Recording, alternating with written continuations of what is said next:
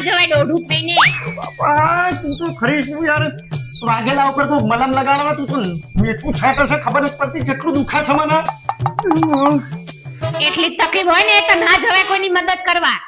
અરે પણ એ કોક અબલા નારી બિચારી કોક ઘેર સમા પાણીની અંદરમાં આમ ફસાઈ ગઈ હોય ને તો મારું આમ હૃદય એવું દ્રવી ઉઠે છે કે મને એમ થઈ જાય છે કે કોકનું આમ મદદ કરું હું. એની મદદ કરવા એનો ધણી હતો ને. અરે એ હવાઈલો પાપડ શું કોઈની મદદ કરવાનો હતો પણ તમે ગયા તા ધુરંધર બનીને તમે શું કરીને આયા? એ તો હારું થયું કે સોસાયટીના 4 લોકો ત્યાં ઊભા હતા કે તમને ઉચકીને ઘરે લાયા નકે પડ્યા હોત દેડકાની માફક. અરે યાર મારો તો સ્વભાવ જ મદદશીલ છે યાર.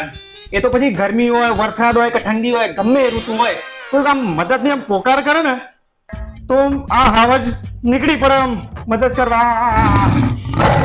એમ તમે અત્યારે ગોટા બનાવ્યા છે ને તો મારા મમ્મીને ઘરે જઈને આપી આવો ને.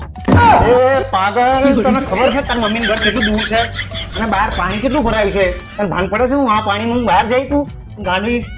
હા તે શું થયું? તમે તો હાવજ છો ને.